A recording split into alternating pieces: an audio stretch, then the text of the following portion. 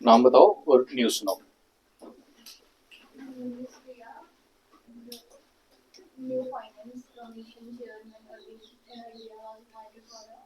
हिंदी में बताना, इंग्लिश मुझे नहीं आती। बताओ।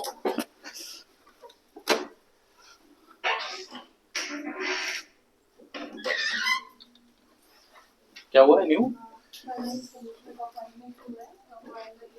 क्या होता है finance commissioner?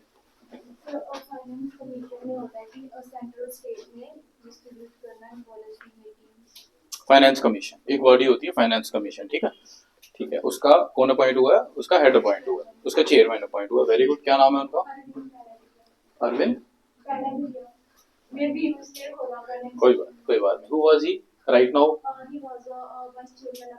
He is the vice chairman of NITI Aayog. What is NITI Aayog? इसको हेड कौन करता है? Prime minister. ठीक, वेरी गुड। करंट कौन है फाइनेंस कमिश्नर का चेयरमैन? एनके सिंह। ठीक है, एनके सिंह है करंट।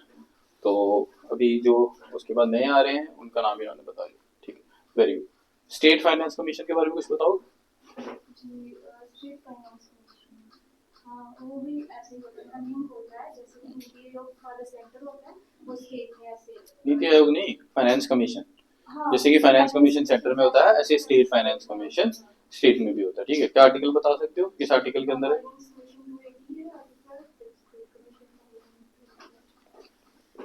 देखो, स्टेट फाइनेंस कमीशन जो है ना, ये आपका आपने पढ़ा होगा 73rd एंड 74th अमेंडमेंट, उसमें आते 283 आर्टिकल है ना, उसके अंदर बड़े सारे ए बी सी डी, उन्हीं में एक है। ठीक, आप नाम बताओ और न्यूज़ सुनाओ। दिनेश रावत और सर एक सेंट्रली स्पॉन्सर्ड स्कीम है पीएमजीएसवाई, प्रधानमंत्री ग्राम सड़क योजना। ओके। उसके रिलेटेड सर पार्लियामेंट्री एक जो कमेटी है उनके भवन है, उन्होंने सजेस्ट किया है कि जो रोड बेल्ट हो रहे हैं इसके अंदर रूरल एरियाज में वो बहुत पुअर क्वालिटी। ये न्यूज़ कहाँ से पढ़ते हो आप?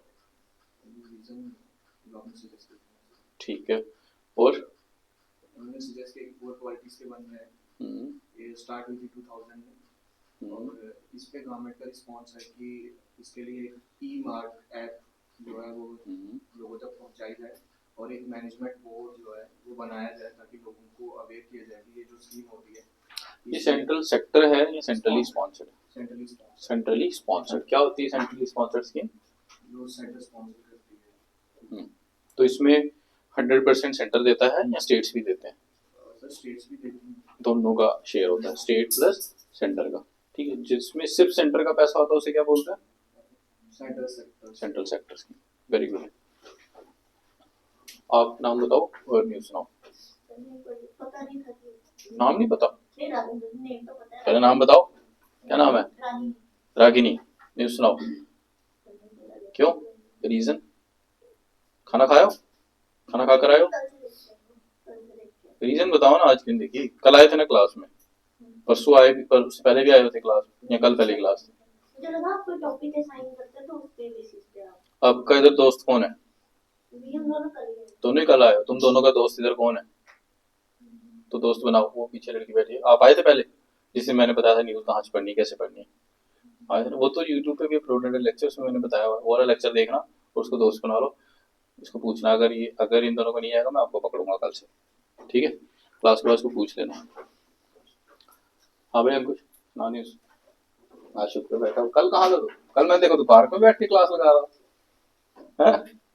इधर क्यों नहीं आया? कौन? कौन ये भी? तो दोनों मतलब घर से इधर पढ़ने आए हो और पार्क में बैठ के ऑनलाइन क्लास लगा रहे, शाबाश। सुनाओ न्यूज़।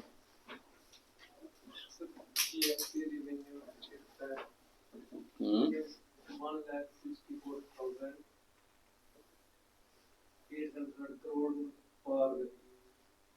1.6 बोल दो ऐसे, ठीक है। 1.6 क्या? लाख करोड़। लाख करोड़ होगा। हाँ, देखो अभी आप लोग जानते हो जीएसटी क्या होता है? जीएसटी बताओ। हाँ, ये एक इनडायरेक्ट टैक्स है, ठीक है। It's a kind of indirect tax. हम पढ़ेंगे टैक्स में दो टाइप के टैक्स होते हैं, direct tax and indirect tax. तो ये एक किस्म का इनडायरेक्ट टैक्स है। अब इससे पूरे देश में जितनी टैक्स कलेक्शन होती है, उसका जो रेवेन्यू है टैक्स कलेक्शन, तो वो अप्रोक्सीमेटली अब जैसे आफ्टर कोविड ये ठीक हो गया, और लगभग लगभग on an average 1 lakh crore, on an average 1 lakh crore ये हम कमाते हैं पर मंथ, ठीक है। और अभी इन्होंने बोला कि कितना हो गया। हाँ, इतना बोला, वो पूरा नंबर नहीं याद रखना उन्हें, ये ठीक है, इतने लाख करोड़। तो इससे आपको क्या दिखता है कि इम्प्रूव हुआ है टैक्स, यानी कि लोग ज्यादा खरीद रहे हैं चीजें। इनडायरेक्ट टैक्स क्या होता है कि डायरेक्टली आप टैक्स जमा नहीं कराते हो, ठीक है। कोई एक मिडिलमैन होता है बीच में, जैसे आप लोग शॉप से कोई सामान खरीदोगे तो वो टैक्स जमा कराया, उसने अपना जीएसटी रिटर्न भरना है। और डायरेक्ट टैक्स क्या होता है कि आप डायरेक्टली टैक्स पे करते हो। जैसे आप सर्विस कर रहे हो कुछ, ठीक है, फिर से आपको भी सर्विस जॉब लगेगी, आप सर्विस करोगे तो फिर आपका टैक्स होगा वो आप डायरेक्टली खुद दोगे, ठीक है। इनडायरेक्ट टैक्स आप खुद नहीं देते हो।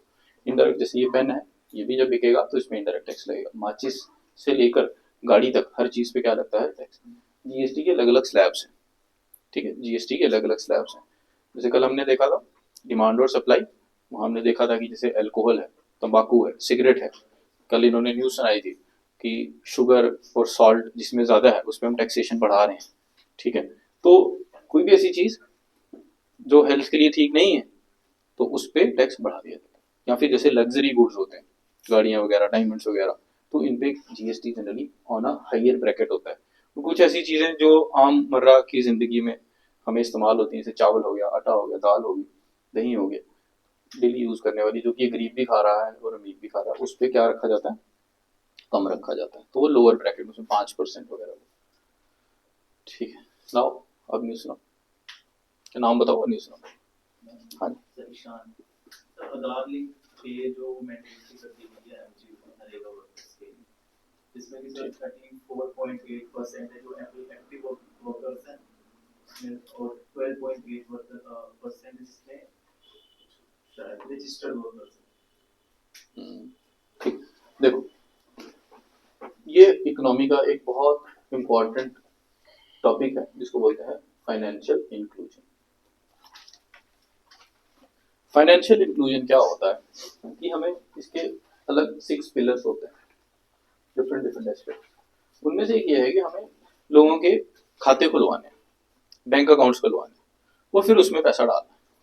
ये it is one of 6 pillars. तो लोगों के खाते तो हमने खुलवा दिए, लेकिन उसमें पैसा नहीं डल रहा। और आप दूसरा तरफ हमें एक और हमारा एस्पेक्ट है गवर्नमेंट का कि हमें जो सब्सिडीज हम लोग देते हैं इसमें लीकेजेस जो है इनको कम करना, ठीक है। अब लेट से मनरेगा जो उन्होंने बोला, एमजी नरेगा। एमजी नरेगा क्या है? ये एक गवर्नमेंट स्कीम है जिसमें जो क्या कैटर करती है, जो कि एम्प्लॉयमेंट देती है अनस्किल्ड टाइप की, और इसमें राइट देती है ये कितने दिनों का? 100 डेज ऑफ वर्क।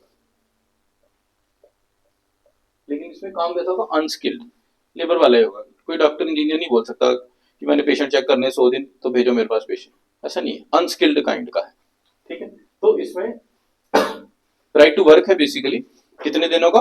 100 डेज के लिए। अब इसमें हो क्या रहा है जनरली, बड़े सारे लोग क्या करते हैं, खुद काम नहीं करते, ठीक है, और कई लोग उनसे कार्ड ले जाते हैं, इनके जॉब कार्ड्स बने हुए हैं, और वो दिखा देते हैं कि हमने भाई ये नाली बनाई है और इसमें 15 लोग 15 लोगों ने 10 दिहाड़ियां लगाई हैं, ठीक है, और उसमें जितना खर्चा हुआ तो इनको हमें पैसे देने हैं। बट एक्चुअल में हो सकता है कि वो 10 लोगों ने ही दिहाड़ियां लगाई हो, 5 जो लोग थे उन्होंने दिहाड़ी ना लगाई हो, ठीक है। तो फिर वो लोग क्या करते हैं, कुछ ऐसे मिडलमैन होते हैं जो जो पीछे 5 लोग थे, इनको बोलते हैं देख यार तुझे रोज की 100 रुपया दिहाड़ी मिलनी है, 100 नहीं है, ज्यादा है, 200 के करीब है। रोज की तुझे 200 रुपया दिहाड़ी मिलनी है, काम तूने कुछ करना नहीं है, हम क्या करेंगे, तुझे 200 रुपया देंगे, बाद में 50-50 कर लेंगे, 100 रुपया तू रख, 100 रुपया मैं रखूंगा। उसके लिए जॉब कार्ड इन्होंने उसका पहले ही अपने पास रखा होता है। तो जब वो बंदा आता है उसे अंगूठा लगा लेते हैं या साइन करा लेते हैं, और उसकी एवज में उसको कितने पैसे देते हैं, 100 रुपए, ठीक है। गवर्नमेंट ने इससे बचने के लिए थोड़ी सी चीजें ठीक करी। जब हमारा डिजिटल इंडिया, तो वहां पे आया DBT, direct benefit transfer. DBT मतलब इससे सुधारने के लिए गवर्नमेंट ने बोला डीबीटी डायरेक्ट इस बंदे के अकाउंट में डाल दो, ये जो 5 लोग, ये जो 15 लोग काम कर रहे हैं, पैसा डायरेक्ट इनके खाते में जाएगा, यानी कोई साइन कराना नहीं, कोई कुछ नहीं कराना, डायरेक्ट इनके अकाउंट में पैसा चला जाएगा। तो इनके अकाउंट में कितना पैसा जाएगा, 200। तो फिर इनसे वापस किसने लेना है, जो मिडिल मैन था। तो फिर वो इनसे फिर पैसे लेगा, वो फिर कार्ड लेके इनको बोलेगा 200 तुम्हारे अकाउंट में तभी भेजूंगा मैं जब मुझे इसमें से आधे पैसे दो। तो अब गवर्नमेंट तो कोशिश करती है इसको रोकने की, लेकिन लोग जुगाड़ ढूंढ लेते हैं, तो लोगों ने ये जुगाड़ भी ढूंढा हुआ है। अब इसमें ये भी तो हो सकता है कि ये जो 15 लोग इन्वॉल्व हैं, इसमें जो 5 लोग जो फर्जी कार्ड बनाए हुए हैं, ये कहीं गवर्नमेंट जॉब कर रहा हो। बड़ी बार ऐसा हो जाता है कि गवर्नमेंट जॉब कर रहा है, कहीं गांव में कोई टीचर है, कोई कुछ है, कुछ कहीं से कमा रहा है, लेकिन उधर भी कार्ड दिया हुआ है। तो अब इन्होंने क्या कर दिया कि आपके जितने भी अकाउंट है वो आपके पहले ही आधार से लिंक हो चुके हैं, है ना, आपके सारे खाते आधार से लिंक है। दूसरा, आप कहीं जॉब कर रहे हैं तो आपके ऑफिस में भी आधार है। इनकम टैक्स की जो रिटर्न फाइल की जाती है उसमें भी आधार कार्ड लिंक कराना पड़ता है। तो गवर्नमेंट ने हर जगह पर लिंक क्या कर दिया है, एक universal ID, that is your Aadhaar card. तो अब जो मनरेगा का काम करके इस तरह से दिहाड़ी लगाएंगे, अगर इधर भी आधार लिंक हो गया तो अब बताओ, अगर आप सरकारी नौकरी भी कर रहे हो और उधर यहाँ से राइट टू वर्क के अंदर आप दिहाड़ी भी लगा रहे हो, और पता है आप कर तो नहीं रहे हो, क्योंकि आपकी अटेंडेंस तो स्कूल में लगी हुई, वहां बायोमेट्रिक है, तो आप पकड़ाओगे, तो फिर क्या आप ऐसा काम करोगे, डरोगे। तो इससे लीकेजेस कम होगी, ठीक है, इससे लीकेजेस कम हो। ये जितनी भी हमारी अभी गवर्नमेंट की फाइनेंशियल इंक्लूजन की स्कीम्स आ रही है, इसके साथ साथ प्रिवेंट भी करना है कि इस तरीके की गड़बड़ ना हो। इसीलिए तो देखना बीएलडब्ल्यू जो लगते हैं, मतलब लोग इतना लुक्रेटिव जॉब इसको क्यों मानते हैं, पटवारी की जॉब होगी, जेई की जॉब होगी, क्योंकि उनको लगता है कि यहाँ पे ब्लैक मनी ज्यादा है, मतलब करप्शन का पैसा ज्यादा है। तो लेकिन गवर्नमेंट अब क्या कर रही है, उसको टेक्नोलॉजी की हेल्प से कर रही है, ठीक। तो इसी तरीके से नए टेक्नोलॉजिकल स्टेप्स अभी लिए जा रहे हैं, जैसा इन्होंने बोला कि आधार लिंक कर, ठीक। चलो अब हम पढ़ते हैं अपना इकोनॉमी जो हमने कल तक किया। कल हमने जो किया था उसमें किसी बच्चे को डाउट है या समझ नहीं आया वो पूछ सकता है।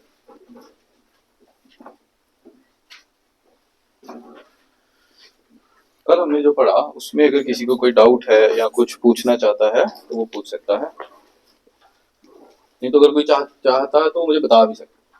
आप में से कोई ऐसा है जो न्यूज़ सुनाना चाहता है अपनी दिली तमन्ना से, जिसको मैंने ना पूछी हो लेकिन वो चाहे कि मैं न्यूज़ सुनाऊंगा? अगर ऐसा है तो सुना दो, दिल में नहीं रखना कि मैं पढ़ के आया था सर ने सुनी नहीं। अदरवाइज चलो फिर हम अपना कंटिन्यू करते हैं जो हमने कल किया था। कल हमने थोड़ा सा डिमांड सप्लाई, इन्फ्लेशन डिफ्लेशन देखा था, अभी दोबारा से भी देखेंगे कल ऐसे ही वो भी। अभी हम फ्लो पकड़ रहे हैं ना, अभी मैं चाह रहा हूँ कि आप हमारी फ्रिक्वेंसी पे मैच कर जाओ, फिर धीरे धीरे पकड़ेंगे। कल जहां हमने छोड़ा था वो क्या था, some important terms with respect to inflation and deflation, ठीक है। तो आज आप उन टर्म्स के नाम लिखो। पहला नंबर लिखो इन्फ्लेशन, लिख लिए हैं सारे, कहाँ तक लिख लिया था, इन्फ्लेशन, और लिखो ना दूसरा देखो डिफ्लेशन,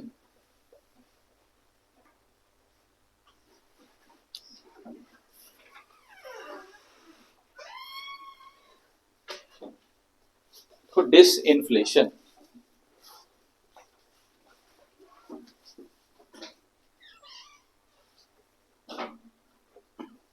डिसइन्फ्लेशन, फिर लिखो रीफ्लेशन, ये कल मैंने बताया था, लिखाए थोड़ी थे, रिफ्लेशन, फिर स्टैगफ्लेशन, स्टैगफ्लेशन, तो लास्ट में 2 लिख लो, रिसेशन एंड डिप्रेशन।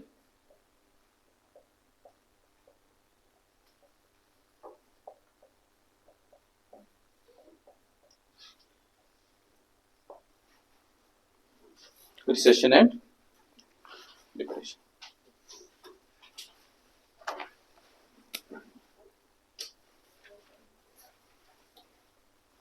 ये लिख लिया आप लोग?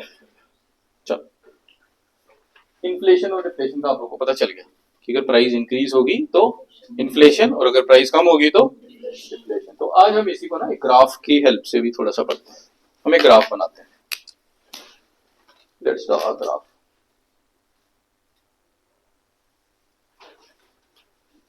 ऊपर मान लो प्राइस बढ़ रहा है और नीचे मान लो प्राइस कम हो रहा है, तो यानी कि ये वाला एक्सिस मेरा जो है ये क्या रिप्रेजेंट कर रहा है, मेरा प्राइस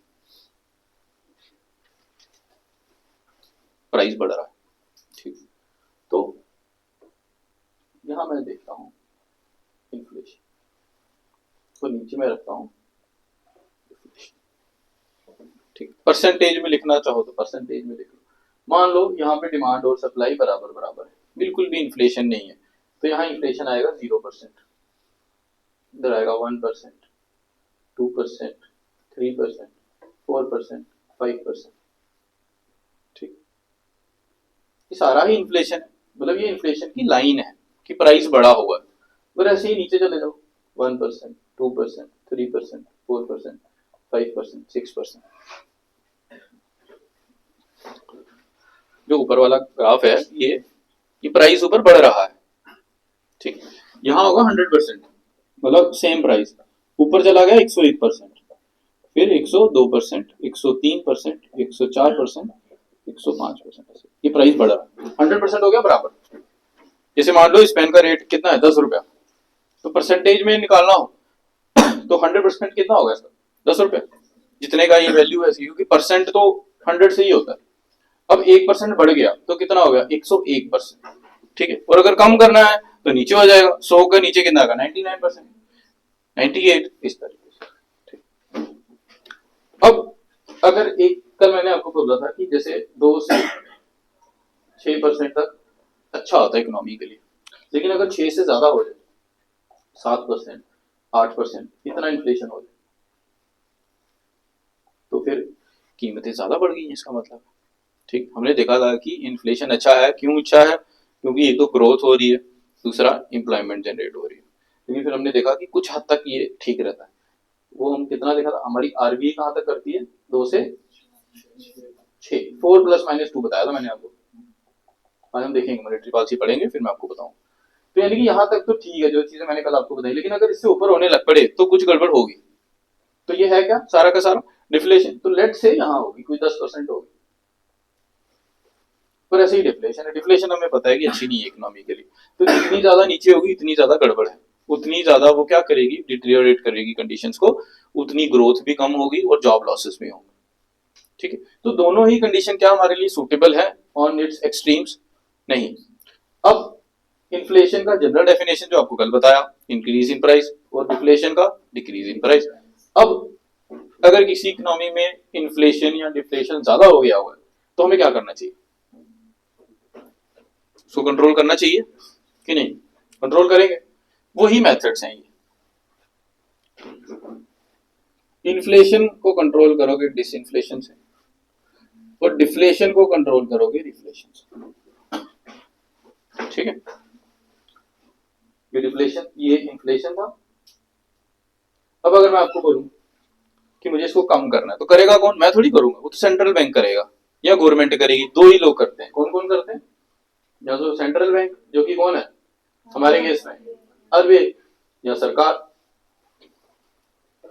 ठीक, अब हमने देखा था डिमांड और सप्लाई, यही दो चीजें हैं, डिमांड और सप्लाई यही दो चीजें हैं जिसको कंट्रोल करना है। कल देखा था ना, it is a careful management of these resource, यानी कि ये दोनों लोग क्या कर रहे होंगे, डिमांड और सप्लाई को ट्वीक कर रहे होंगे। अगर रेट बढ़ गया, प्राइसेस बढ़ गए, तो हमने देखा था कैसे डिमांड और सप्लाई उसको इन्फ्लुएंस करते हैं। या तो उसकी डिमांड कम करानी है, लेकिन कई दफा हम डिमांड कम नहीं ना करा सकते। जैसे फेस्टिव चीज है, मतलब दिवाली आ गई, कुछ भी आ गया, तो त्योहारों का सीजन है, आप लोग शॉपिंग करोगे ही करोगे, करोगे ना शॉपिंग। तो शॉपिंग करोगे तो हमें पता है डिमांड क्या होने वाली है, बढ़ने वाली है। लेकिन क्या रोज दिवाली होती है, किसी पर्टिकुलर एक सीजन में होती है। तो जनरली इकोनॉमी में क्या किया जाता है, पूरे साल को क्वार्टर्स में डिवाइड किया होता है, टोटल 4 क्वार्टर। और इकोनॉमी के क्वार्टर स्टार्ट होते हैं आपके अप्रैल से मार्च तक। आप देखते हो टैक्स टूक्स भरना होता है, अब दफ्तरों में लोग होते हैं मार्च रश। तो 31 मार्च हम लोगों ने क्या रखा हुआ है अपना, जैसे 2 ईयर्स होते हैं, एक होता है आपका कैलेंडर ईयर, एक होता है फाइनेंशियल ईयर। जो हमारा कैलेंडर ईयर है वो तो कल से शुरू हुआ है ना, 1 जनवरी ऑनवर्ड्स। एक होता है हमारा फाइनेंशियल ईयर। फाइनेंशियल ईयर हमारा 31 मार्च को खत्म होता है, 1 अप्रैल से शुरू होता है। तो ये 1 अप्रैल को शुरू होगा। 12 महीने का क्या है हमारा साल, 4 से डिवाइड करो, 12.4 कितना हुआ 3, तो 3 महीने का होता है। 3 मंथ्स ये, 3 मंथ्स ये, 3 मंथ्स ये अप्रैल मई जून, आगे वाला आगे से स्टार्ट होगा, जुलाई अगस्त सितंबर, अक्टूबर नवंबर दिसंबर, जनवरी फरवरी मार्च। अप्रैल से लेके कब तक, जून तक। जून कौन सा 31, जो 30 या 31 जितना भी होगा, एंड जो भी होगा इसका, ठीक है 30 का होता है शायद। जुलाई अगस्त सितंबर, अक्टूबर नवंबर दिसंबर, जनवरी फरवरी मार्च, ये होते हैं 4 क्वार्टर। दिवाली इसमें से कौन से क्वार्टर में आती है, जनरली अक्टूबर नवंबर में आती है ना, तो इधर ही आएगी 3rd क्वार्टर में। यानी कि मुझे पता है कि 3rd क्वार्टर में मेरी कपड़ों की बिक्री या और भी जितनी चीजें, मिठाइयों की बिक्री वो बढ़ने वाली है, तो डिमांड बढ़ेगी। क्या इसमें बढ़ रही है, इसमें बढ़ रही है, इसमें बढ़ रही है इतनी एज कम्पेयर टू दिवाली, मतलब ईद हो दिवाली हो कुछ भी आप अज्यूम कर लो अपने माइंड में, यहां बढ़ने वाली है। अब अगर हमें पता है यहां बढ़ेगी और इन्फ्लेशन होगा, तो अगर मैं एक प्रोड्यूसर हूं तो मैं क्या करूंगा, मुझे उस डिमांड को मीट करने के लिए सप्लाई बढ़ानी पड़ेगी। बढ़ाऊंगा ना मैं सप्लाई, मुझे पता है कि यार लोग ज्यादा खरीदेंगे, तो इधर इतनी मैन्युफैक्चरिंग नहीं करूंगा, इससे पहले वाले क्वार्टर में मैं ज्यादा मैन्युफैक्चरिंग करके रख लूंगा कि जब ये क्वार्टर मेरा शुरू हो तो जल्दी से मेरी बिक्री। ठीक, अब अगर मैं मैन्युफैक्चरर हूं, मैंने ये सब कुछ करना है, तो मुझे लोन चाहिए होगा, लोन लेने के लिए कहां जाऊंगा, बैंक। तो बैंक आपका डिमांड को कंट्रोल करता है, ठीक है। और गवर्नमेंट कई बार इन्फ्लुएंस कर लेती है आपकी सप्लाई साइड, उल्टा बोल दिया मैंने, सप्लाई वाला ही है, मतलब मैं एज अ मैन्युफैक्चरर, मैं तो सप्लायर हूं, तो बैंक आपका सप्लाई वाली साइड आता है, गवर्नमेंट आपकी डिमांड इन्फ्लुएंस करवा देती है। ऐसे याद रखना, मैं लिखाऊंगा। फिलहाल वापस आ जाओ इधर, यानी कि कुछ तो ट्वीक होगा डिमांड और सप्लाई। जब अगर मुझे इसको कम करना है, इन्फ्लेशन, मैंने प्राइस गिराने हैं, वहां इस्तेमाल होती है कौन सी पॉलिसी, इन्फ्लेशन एडजस्ट करने के लिए क्या करूंगा मैं, डिसइन्फ्लेशन। तो अगर मैं इसको नीचे ला रहा हूं, उसको क्या लिखूंगा, डिसइन्फ्लेशन। ठीक, डिसइन्फ्लेशन क्या होगा, मैं इन्फ्लेशन को कम कर रहा हूं, लेकिन याद रखना ये 0 के नीचे नहीं जाएगा, ठीक है। तो डिसइन्फ्लेशन यहां से शुरू होकर, ये जो मैंने एरो मारी है उसको अब ये यहां तक लिखो। क्यों, क्योंकि इसके ऊपर जॉब भी तो है, देखो प्राइस भी बढ़ रहे हैं और जॉब भी तो आ रही है, न्यू जॉब्स भी तो है। तो यानी कि मुझे प्राइस कम कराना है, प्राइस मुझे कम कराना है विदाउट इफेक्टिंग दी जॉब, क्योंकि अगर मैं इसके लाइन के नीचे चला गया तो जॉब लॉस हो जाएगी। तो डिसइन्फ्लेशन की डेफिनेशन जब हम लिखेंगे, याद आपने क्या रखना है, डिसइन्फ्लेशन में मैं प्राइसेस कम करवाऊंगा इन्फ्लेशन को कम करने के लिए, लेकिन मेरे जॉब पे इफेक्ट नहीं होना चाहिए। तो मैं इसलिए यहां तक मैंने एरो दिखाया, नीचे नहीं दिखाया। तो दूसरा यहाँ क्या था, डिफ्लेशन। ऐसे ही डिफ्लेशन में मुझे क्या करना है, प्राइसेस बढ़ाने हैं, क्योंकि अगर मैं प्राइस बढ़ाऊंगा तो इन्फ्लेशन के ऊपर जाके क्या हो जाएगा, मेरी जॉब आएगी। तो डिफ्लेशन को फाइट करने के लिए क्या, रिफ्लेशन। तो रिफ्लेशन भी देखो मैंने यहाँ लाइन पे खत्म कर दिया 0 पे। तो रिफ्लेशन क्या होगा, इंक्रीज इन दी प्राइसेस, लेकिन क्या जॉब बढ़ी ना, क्योंकि इस लाइन के ऊपर जाओगे तो जॉब आएगी, इसके नीचे जॉब नहीं। तो रिफ्लेशन होगा increase in the prices of the commodities without affecting the jobs, मतलब इसमें यहां तक जॉब नहीं बढ़ेगी। कभी आपको एमसीक्यू में आ गया कि बताओ रिफ्लेशन में प्राइस बढ़ रहा है या कम हो रहा है, तो क्या बोलोगे, बढ़ रहा है, बढ़ रहा है रिफ्लेशन में, क्योंकि मैं ऊपर की तरफ लेकर आ रहा हूँ। रिफ्लेशन में क्या नई जॉब्स क्रिएट हो रही हैं, हो रही हैं, नहीं ना हो रही। ऊपर चले जाओ, अगर आपको एमसीक्यू आ गया डिसइन्फ्लेशन, कई लोग तो कंफ्यूज हो जाते हैं, जिसने नहीं पढ़ा होता वो डिफ्लेशन और डिसइन्फ्लेशन को सोचता टाइपिंग मिस्टेक है पेपर में। तो मैंने ऐसे लोग देखे जो बोलते टाइपिंग मिस्टेक है, ये तो डिफ्लेशन था, इसने डिस्प्ले जेके सभी वालों ने डिसइन्फ्लेशन लिख दिया, वो टाइपिंग मिस्टेक नहीं है। तो डिसइन्फ्लेशन क्या होगा, क्या प्राइस बढ़ रहा है कम हो रहा है, प्राइस इज रिड्यूसिंग, जॉब्स पे क्या फर्क पड़ रहा है? क्या जॉब्स लॉस हो रही हैं? नो, क्योंकि जीरो के नीचे नहीं आया, तो जॉब लॉस नहीं हो रही है। इन्फ्लेशन में प्राइस बढ़ रही है, क्या न्यू जॉब क्रिएट हो रही है? जॉब क्रिएट नहीं, ये याद रखना क्योंकि ये यहाँ आके खत्म हो जाता है। ठीक है, ये भी मैं आपको लिखाऊंगा।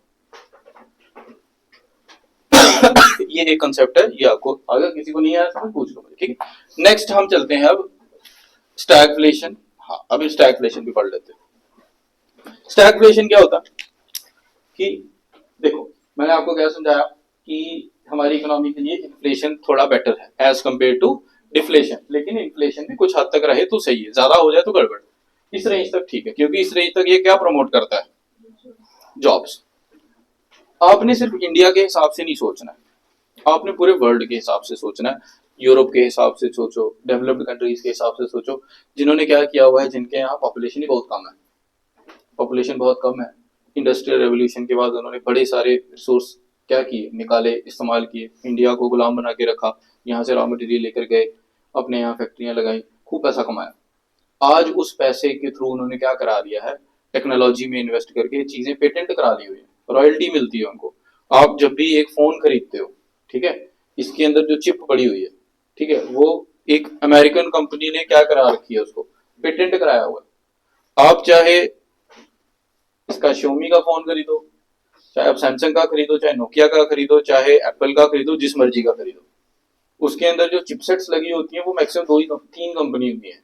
या इंटेल की होती है, इंटेल वाली लेकिन बेकार होती है फोन्स में, इंटेल की फोन उसमें कंप्यूटर में ज्यादा अच्छी है। फोन में आपकी सबसे बेस्ट आती है क्वालकॉम की, जिसमें मैं जॉब करता था। क्वालकॉम की बेस्ट आपने सुना होगा स्नैपड्रैगन, जब भी फोन लेने जाओगे वो बोलेगा स्नैपड्रैगन। स्नैपड्रैगन क्या है? Processor, CPU. दूसरा है मीडियाटेक। मीडियाटेक चाइनीज है, सस्ता है। मीडियाटेक भी अपना क्या देता है, ऐसे ही प्रोसेसर। सेम फोन देखना, कभी एक सस्ता हो रहा है, एक महंगा हो रहा है। इंडिया में जनरली वो मीडियाटेक वाले बेचते हैं, क्योंकि लोग रेट देख के खरीदते हैं। बेशक शक्ल जैसी, मतलब लोग शक्ल देख के चीजें खरीद लेते हैं, मतलब रेट और शक्ल, वो ये देखते प्रोसेसर कौन सा है कौन सा नहीं है। एप्पल ने ऐसा करना चाहा, क्योंकि एप्पल, अब ये क्वालकॉम वाले क्या करते हैं, इन्होंने प्रोसेसर बनाया हुआ है जिसमें जितनी देखो 3G टेक्नोलॉजी ही क्वालकॉम ने बनाई है।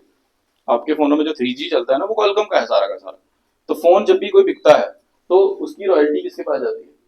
क्वालकॉम के पास।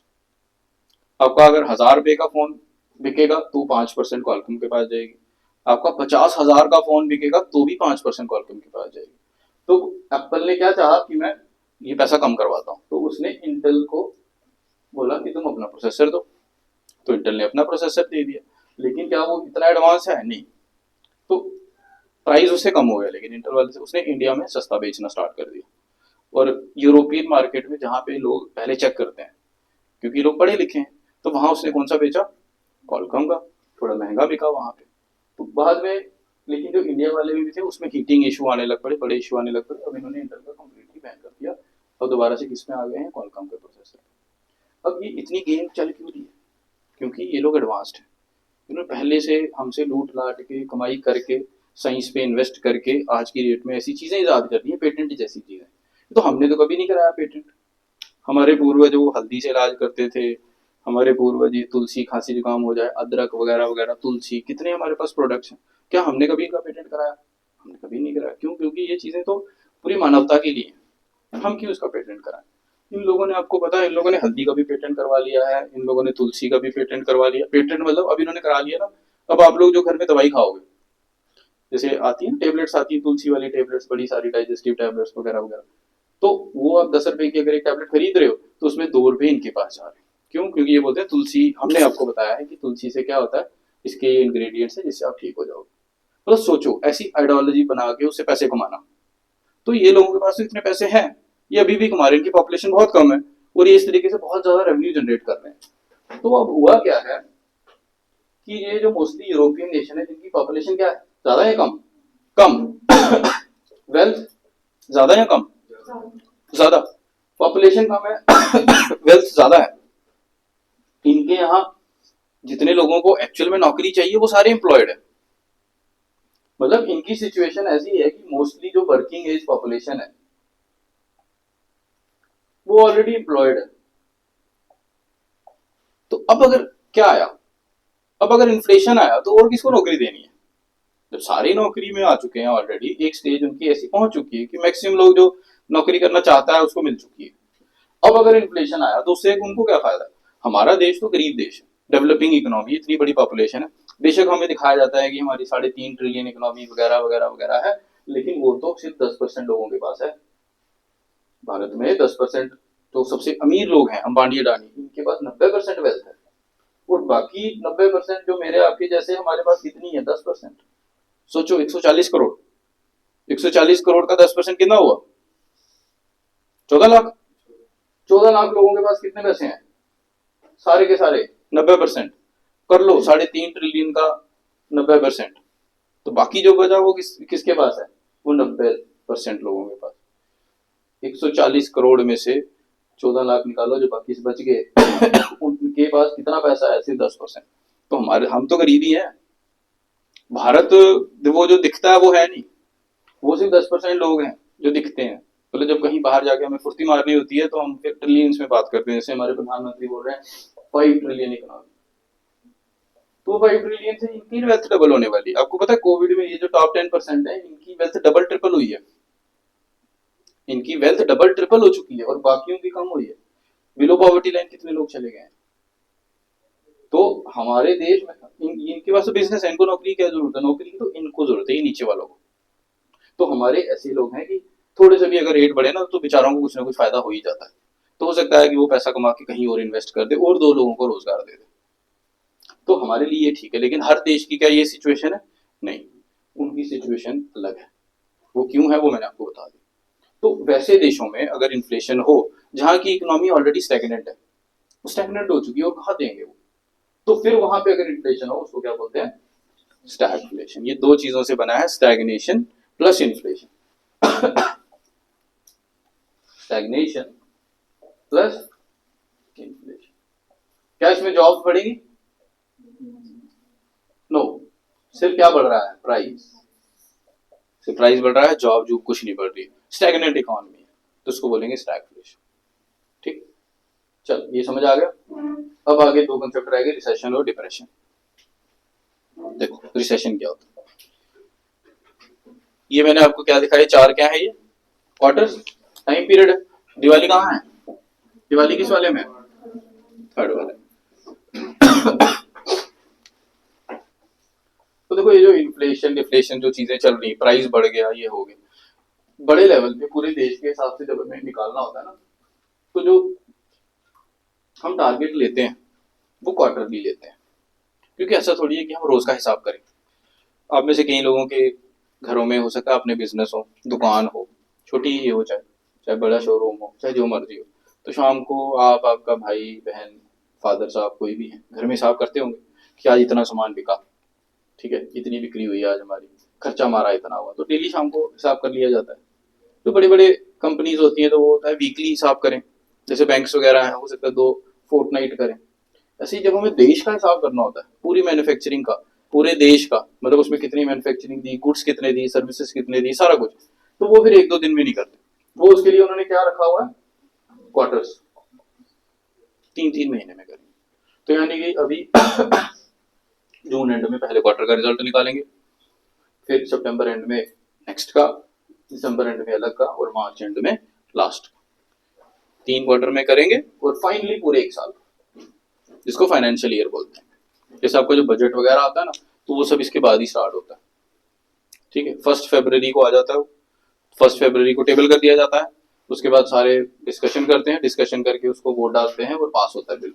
तो बिल पास जब एक बार हो गया फरवरी में, तो 31 मार्च पहले पहले वो करवा देते हैं, और 1 अप्रैल से चीजें स्टार्ट हो जाती है नेक्स्ट क्वार्टर। तो अब हर क्वार्टर का हिसाब रखा जाता है कि इस क्वार्टर में कितनी ग्रोथ हुई, जीडीपी ग्रोथ, कितने गुड्स हमारे बने, कितने गुड्स बिके, कितनी इंप्लॉयमेंट हुई, कितना कुछ हुआ, ये जितने भी आपके इंडिकेटर्स आएंगे सब क्वार्टरली आएंगे, और लास्ट में फिर उनको एक्यूमुलेट करके एक ईयरली क्वार्टर बना दिया, मतलब एक ईयरली पूरे ईयर का इंडेक्स बना दिया जाता है, ठीक है। तो जब भी, अब ध्यान से सुनना, रिसेशन के लिए और डिप्रेशन के लिए मैं समझा रहा हूँ, जब भी दो कंसेक्यूटिव क्वार्टर्स में हमारा ग्रोथ जो है उसकी ट्रेजेक्टरी नीचे को जाए उसको बोलते हैं रिसेशन। लेकिन ये स्टेटमेंट बड़ी गंभीर स्टेटमेंट है जो मुझे खुद 1-2 साल के बाद पता चली। मैंने भी क्या बोला, जब भी दो कंसेक्यूटिव क्वार्टर्स, तो हमें बुक्स में भी ऐसा ही लिखा होता, हमें ऐसा लगेगा कि इसका कंसेक्यूटिव क्वार्टर क्या है,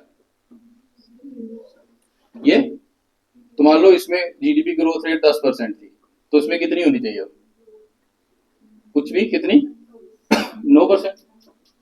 तो ये तो एक क्वार्टर में कम हुई, तो मैं आपको कितने बोल रहा हूँ, 2 क्वार्टर। तो दूसरा क्वार्टर कहाँ से, यहाँ से यहाँ, तो इसमें कितनी होनी चाहिए, 8 या 7 कुछ। तो हमें यही लगेगा कि इसमें 10% जीडीपी ग्रोथ थी, इसमें जीडीपी ग्रोथ 9% हुई और इसमें 8, तो ये हो गया पहला क्वार्टर, ये हो गया दूसरा क्वार्टर, ठीक है। लेकिन ये नहीं होता, ऐसे नहीं होता। हमें सेम क्वार्टर पिछले साल का देखना है, क्योंकि अब हमें पता है इस क्वार्टर में तो बिक्री होनी है, इधर तो दिवाली मनाई जाएगी ना, तो दिवाली में तो शॉपिंग करोगे, तो सीधी सी बात है, इधर 8% कैसे होगा, इधर तो हो सकता है 15% हो जाए। ये मैं अप्रोक्सीमेट नंबर बोल रहा हूँ, ये बोलना खड़े आगे सर 15 नहीं है, मैंने कॉपी में चेक की, ये मैं अप्रोक्सीमेट बता रहा हूँ। हमें पता है क्या होगा यहाँ पे 15 कंपेयर टू दिस सीजन, क्योंकि यहाँ फेस्टिव सीजन है, शादियों का सीजन होता है, सब कुछ यहीं पे होता है, सारे त्योहार वगैरह शादियां सब इसी में आती हैं, तो इसमें तो ज्यादा बिक्री होने वाली है। तो सीधी सी बात है, अगर 8 से 9 हुआ, 9 से 15 हो गया, तो ये क्या रिसेशन कहलाएगा, नहीं। तो फिर हम रिसेशन देखते कैसे हैं, हम रिसेशन देखते हैं पिछले साल के, यानी कि मान लो ये ईयर आया मेरा 2023, इधर लिखूं, नहीं इधर लिखता हूँ, माइंड में सोचने की कोशिश करो जो मैं बोल रहा हूँ।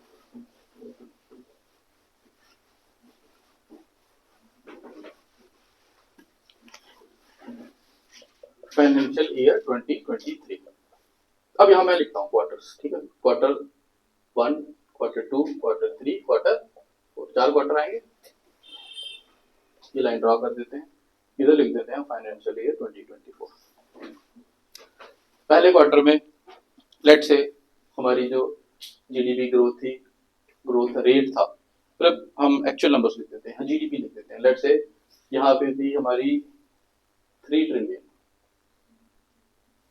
जीडीपी, यहाँ पे होगी हमारी 2.8 ट्रिलियन, ये डॉलर्स में है, सारी याद रखना। अभी करंट इंडिया की कितनी है, 3.5 के अराउंड है डॉलर ट्रिलियन, 2.8, यहाँ मान लो 2.9 डॉलर, और यहाँ कुछ लगा लो, कुछ और लगा लो, ज्यादा लगा, ये क्वार्टर थर्ड था ना, ज्यादा होगा, इसमें लगा लो 3.2 ट्रिलियन, यहाँ बढ़ा लो कुछ, या कम करते हैं, इससे कम करते हैं, हम करते हैं 3.1। ग्रोथ परसेंटेज कैसे देखी जाती है, इसके ऊपर कितना होगा, तो यहाँ से कम हो रहा है तो उसको परसेंटेज में कन्वर्ट कर लेना, वो आपको मिल जाएगा। फिलहाल हमें देखना था अगले साल का, यहाँ देखेंगे कि यहाँ पे कितनी ग्रोथ हुई है परसेंटेज में। जैसे यहाँ लेट से डॉलर 3.1 ट्रिलियन, यहाँ डॉलर 2.7 ट्रिलियन, यहाँ डॉलर 3.1 ट्रिलियन, और यहाँ डॉलर 3.0 ट्रिलियन, जीरो नहीं, यहाँ 3.1 नहीं मैं रखता, ये एक्चुअल नंबर्स हैं, आपने इसको परसेंटेज में कन्वर्ट करना है, सिंपल रखने के लिए मैंने ये कर दिया, ठीक। मान लो यहीं पे मैं परसेंटेज में भी लिख देता हूँ, यहाँ पे पिछले 2022 वाले से इसमें 10% इंक्रीज हुआ था, ठीक, 10%, तो यानी यहाँ शायद 2.9 ट्रिलियन होगा, 2.9 से 3 पे आया मैं, तो अप्रोक्सीमेटली मैं 10% लिख रहा हूँ। इसमें लेट से 11% हुआ, इसमें लेट से 12% हुआ, इसमें लेट से 13% हुआ, ग्रोथ है सब में, ठीक। ये बढ़ गया है यहाँ पे, तो अब 3 से कितना हो रहा है, 3.1, तो और दोबारा से 10% हो गया इंक्रीज अप्रोक्सीमेटली। यहाँ 2.8 से कितना हुआ है, 2.7, कम हुआ है, ज्यादा कम हुआ है, तो इधर ये नेगेटिव में चले जाएगा, ये कम हुआ है। अगर ये 2.8 भी रहता तो इंक्रीज हुआ है क्या, 2.8 से 2.8 रहा, पिछले साल भी इकोनॉमिक फिगर्स कितने थे, 2.8, इस साल भी 2.8, तो ये 0।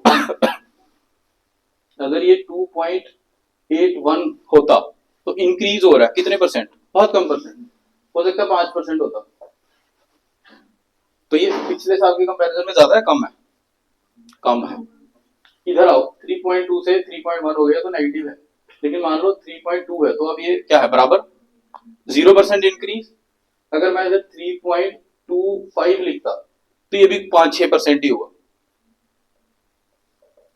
पिछले साल 2022 के कंपैरिजन में कितना इंक्रीज हुआ था, 12%। इस बार 2023 के 2024 में कितना परसेंट इंक्रीज हुआ है, 6%। कंपेयर करो दोनों में, पिछले साल 12% था इंक्रीज, इस साल सिर्फ 6% है, इंक्रीज ही है लेकिन कितना है, 6%। तो इन दोनों क्वार्टर्स में आपको क्या दिख रहा है, पिछले साल 11 था, अभी कितना है 5, तो कम हुआ है, कम हुआ है।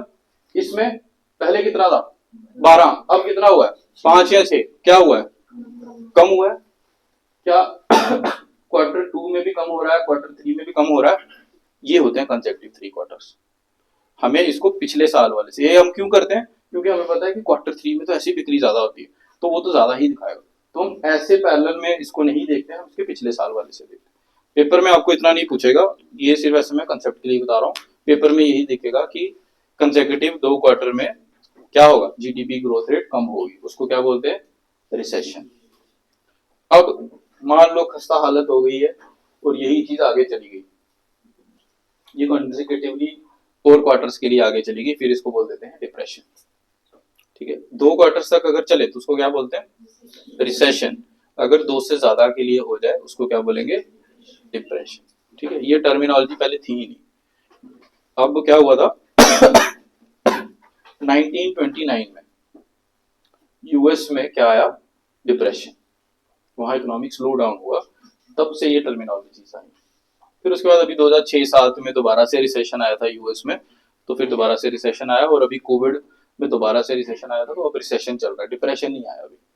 इंडिया में नहीं आया डिप्रेशन, यूएस में आया था डिप्रेशन 1929 में, जिसको बोला जाता है ग्रेट इकोनॉमिक डिप्रेशन। ठीक है, मैं बताऊंगा उसको भी थोड़ी बात आपको कि क्या है, क्यों आया। फिलहाल आप इनके बारे में थोड़ा थोड़ा लिखो। पहले लिखो डिसइंफ्लेशन, बाकी तो हमने कल लिख लिया था। डिसइंफ्लेशन लिखो, it is used by central bank, हमारे केस में क्या है, शाबाश, लिखो स्लैश करके RBI, to fight against inflation, to fight against inflation.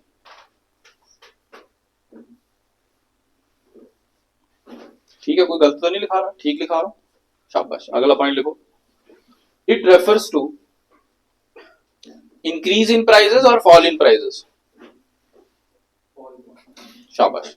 It refers to fall in prices,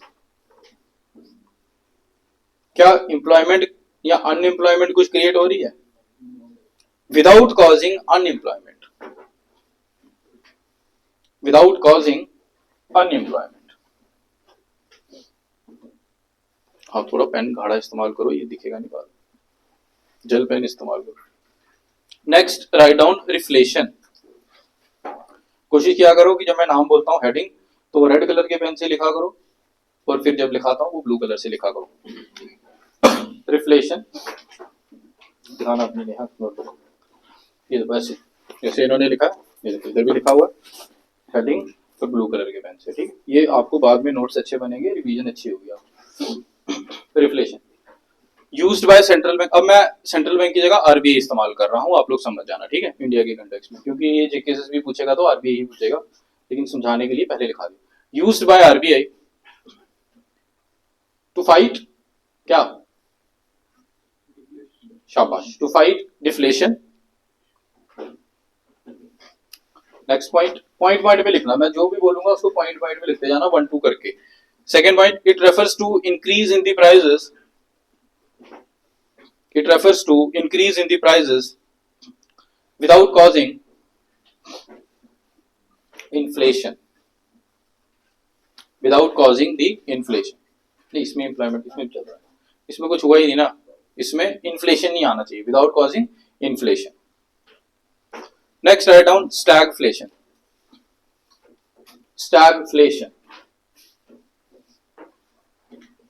it is a combination of 2 things, क्या क्या लिखो, stagnation plus inflation. STAGNATION, stagnation and inflation. Next, it is the condition where inflation is present, but even after that, the people can't find new jobs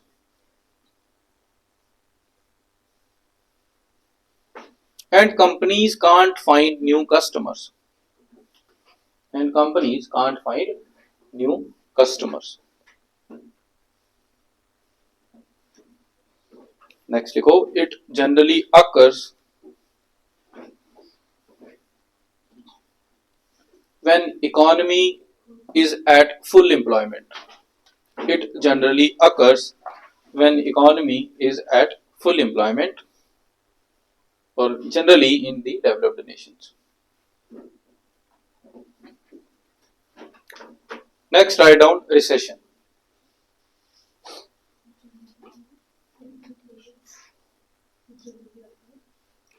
When economy is at full employment, or generally in developed nations. India का है developed है developing? कौन बनाता है developed developing? कोई नहीं बनाता. खुद कंट्रीज अपने आप को बोलती हैं कि हम डेवलप्ड हैं या डेवलपिंग है, लेकिन फिर भी WTO ने एक रखा हुआ है, मतलब एक जनरल कि कैसे हम पता लगाएं कि कौन सा देश डेवलपिंग है, कौन सा लीस्ट डेवलपिंग है.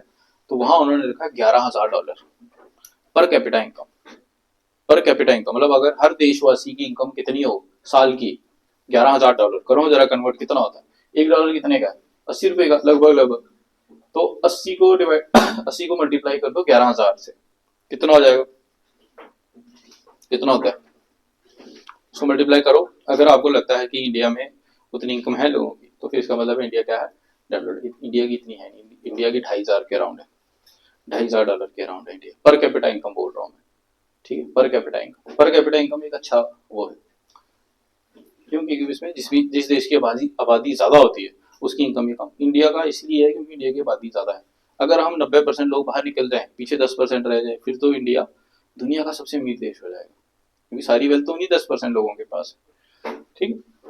तो लिखो रिसेशन लिखो. when the GDP growth rate falls consecutively for 2 quarters or at least 6 months, 2 quarter यानी 6 महीने, 3 महीने का quarter, then this condition is known as recession. When the GDP growth rate falls consecutively for 2 quarters, consecutive का मतलब समझ आया ना आपको? पिछले साल के कंपेयर में, इस साल वाला नहीं. For 2 quarters or at least 6 months, then this condition is known as recession. आगे लिखो. अब जब भी किसी देश में रिसेशन आता है, क्या उस देश के लिए अच्छी चीज है वो? ना, क्योंकि अगर रिसेशन आया उसका GDP कम होगा, ना तो इनकम जनरेट होगी, इनकम कम होगी, एम्प्लॉयमेंट भी नहीं होगी, मैन्युफैक्चरिंग भी नहीं होगा और सेल्स भी नहीं होगी. तो 5 चीजें हैं ये जिसको आपका रिसेशन कंट्रोल करता है. लिखो. Recession indicates fall in 5 economic indicators. Recession indicates fall in 5 economic indicators. क्या क्या indicator? Write down first one, real GDP. ये जब GDP पढ़ेंगे मैं आपको बताऊंगा 2 टाइप की होती है, एक नॉमिनल भी होती है, ठीक है? तब बताऊंगा. Second income, third employment. क्या नाम है आपका? वरुण. ऐसे 1 2 3 करके लिखा करो, नीचे नीचे लिखा करो, ठीक? ऐसे एक लाइन में लिखा करो 1 2 3. आप भी ये जो जैसे 5 में लिखा था तो 1 2 3 4 ऐसे करके लिखा करो, एक लाइन में मत लिखा करो, बाद में खुद याद नहीं आएगा. पेपर में आता है ये, MCQ आता है पेपर में कि रिसेशन किस किस चीज को इफेक्ट करेगी, इसीलिए ऐसे लिखा रहा हूँ. अभी मैंने आपको MCQ देना है, देखता हूँ आप करते हो कि नहीं. रियल GDP, इनकम, फिर एम्प्लॉयमेंट. आप थोड़ा खुला खुला लिखो ना, इतना पास पास क्या कंजूसी है. देखो साथ वालों ये कैसे लिख रहे हैं. एम्प्लॉयमेंट, फिर आगे मैन्युफैक्चरिंग, पर लास्ट लिखो sales, retail sales. Retail sale मतलब आप दुकान पे जो बिक्री कराते हो, दुकान से जो सामान बिकता है, रिटेल सेल। अब लास्ट में देखो depression.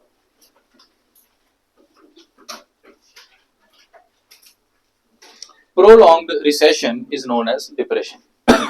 Prolonged recession is known as depression. And इसकी जो एग्जाम्पल है वो लिखो। The best example of depression is the Great Economic Depression of 1929. The Great Economic Depression of 1929.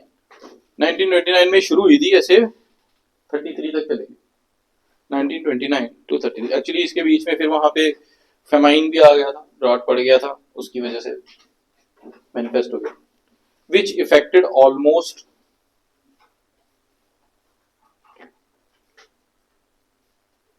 the economies of every country।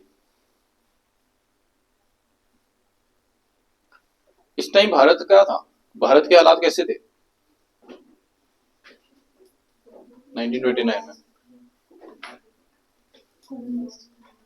हम गुलाम थे, ठीक है। और जो हमारे यहाँ बैंक थे ना इस टाइम पीरियड में, उन बैंकों ने पैसा लगाया हुआ था डायरेक्ट यूएस के स्टॉक मार्केट्स में। हमारे बैंकों ने डायरेक्ट पैसा कहाँ लगाया हुआ था? यूएस के स्टॉक मार्केट्स में, और वो इन्फ्लेट कर रहा था बड़ा ज्यादा। तो अचानक से गिरा और हमारे लोगों का जो पैसा बैंकों में था, बैंक भी गिर गए, तो लोगों का जो बैंकों के पास पैसा था वो भी गया। तो फिर क्या सिचुएशन स्टार्ट हो जाएगी? कल बताया था, बैंक रन्स, बैंक रन्स। लेकिन कुछ इंडस्ट्रीज में यहाँ ये भी आया था, किसमें? जून में आया था। हाँ वो बाद में आया ना, उसके बाद आया, वो बाद में आया। अभी डिप्रेशन से रिलेटेड मैं बता रहा हूँ कि डिप्रेशन में हमें कैसे इफेक्ट हुआ। अभी तो मैंने आपको लिखा है ना, how it affected the economies of every country. तो ये हमारे यहाँ, फिर उसके बाद बैंक रेगुलराइज हो गए 33 के बाद। एक इंस्टीट्यूशन बना है आपके देश में, आरबीआई, इन 1930 में, वो इसीलिए बना 33 के बाद, क्योंकि हमें फिर लगा कि यार ऐसे तो काम खराब है। क्या आज की डेट में आप जिन बैंकों में पैसे जमा कराते हो वो डाल सकते हैं किसी दूसरे देश के स्टॉक मार्केट में पैसा? नहीं, क्योंकि वोलेटाइल होता है, वोलेटाइल होता है, नहीं डाल सकते।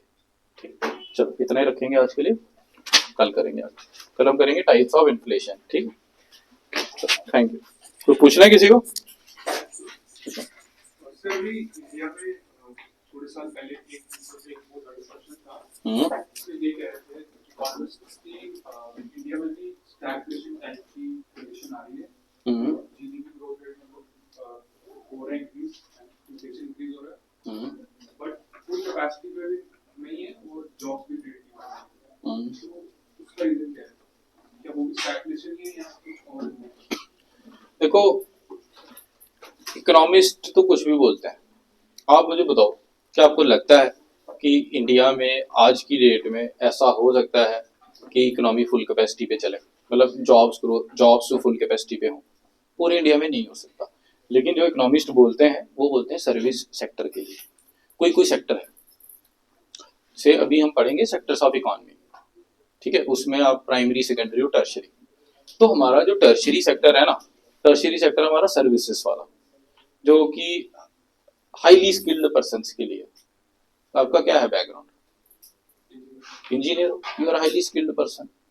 आप कल को जाओगे सर्विस इंडस्ट्री में जॉब करोगे, तो इंडिया की मैक्सिमम आज की डेट में जो जीडीपी ग्रोथ रेट आ रही है, it is coming from services. लेकिन मुझे बताओ कि क्या भारत के ज्यादा लोग आप जैसे हैं या आप जैसे नहीं है? आप जैसे नहीं है ना? हाँ, जाओ जाओ, होगी क्लास हमारी। और ज्यादा लोग नहीं है ना, 50% आज भी, 75 साल हो गए हमें आजाद हुए, आज भी मोर देन 50% आबादी हमारी जो है ये किस पे डिपेंड करती है? एग्रीकल्चर। ठीक है, और इनफैक्ट बोला भी जा रहा है कि it's a kind of modern slavery, it's a kind of modern untouchability. क्यों? क्योंकि जो पढ़ा लिखा है उसी को नौकरी मिल रही है। क्या जो बड़ी बड़ी कॉर्पोरेट्स हैं, क्या वो किसी को भी नौकरी देंगी? वो इंजीनियर्स ग्रेजुएट्स को ही देती है, इंजीनियरिंग, या आप ये बोल सकते हो skilled, highly skilled persons.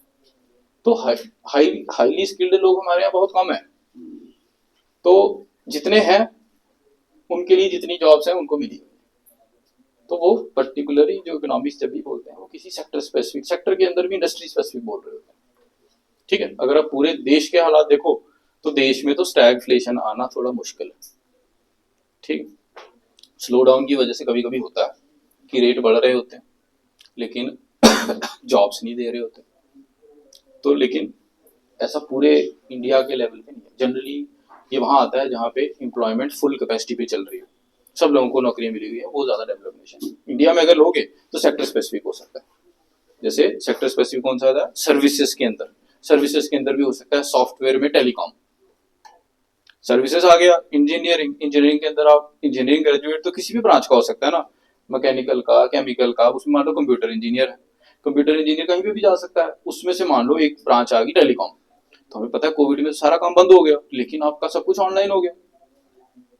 Covid में सब कुछ ऑनलाइन चल रहा था ना, आपकी क्लासें ऑनलाइन, तो सबसे ज्यादा बिक्री तो जियो की हुई है। तो जियो इज अ टेलीकॉम कंपनी, तो टेलीकॉम में जो लोग काम कर रहे थे उनकी सैलरी तो डबल ट्रिपल होगी।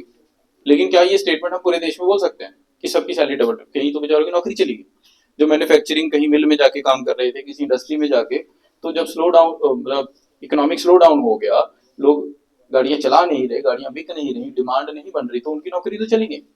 तो पूरे देश के हिसाब से वो नहीं बोलते हैं, किसी सेक्टर स्पेसिफिक बोलते हैं। जेकेएसएसबी के लिए इतना इंपॉर्टेंट नहीं है ये। ठीक ठीक, चलो, थैंक यू।